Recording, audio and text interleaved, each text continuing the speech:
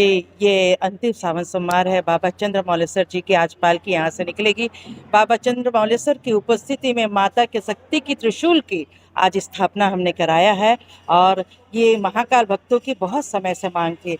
हमारे आदरणीय पवन डागा की भी डागा ही इसके सूत्रधार हैं। इनकी इच्छा थी कि एक त्रिशूल का निर्माण हो और उन्हीं की आस्था पे ध्यान रखते हुए और महाकाल भक्तों की आस्था को ध्यान में रखते हुए त्रिशूल का निर्माण कराया गया, जिसका आज लोकार्पण का काम, अनावरण का कार्यक्रम है और ये भक्तों की आस्था का प्रतीक साबित होगा।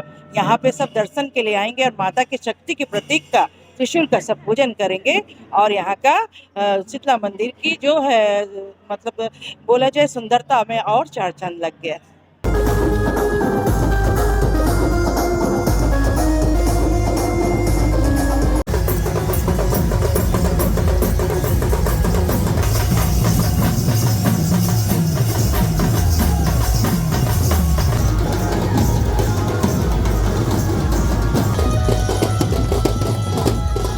देखिए, ये हम सब के लिए बड़ा ही सौभाग्य की बात है, नगर वासियों के लिए, कि श्रावण का यह अंतिम सोमवार है और नगर की माता शीतला मंदिर से बाबा चंद्रमौलेश्वर महाकाल की पालकी यात्रा का शुभारंभ हुआ है।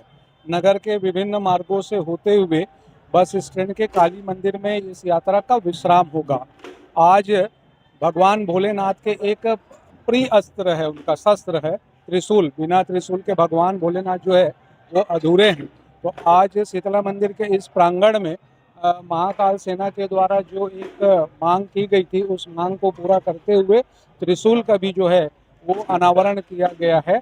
और श्रावण का अंतिम सोमवार है, रक्षाबंधन है, भाई और बहन का यह अटूट प्रेम का जो त्यौहार है।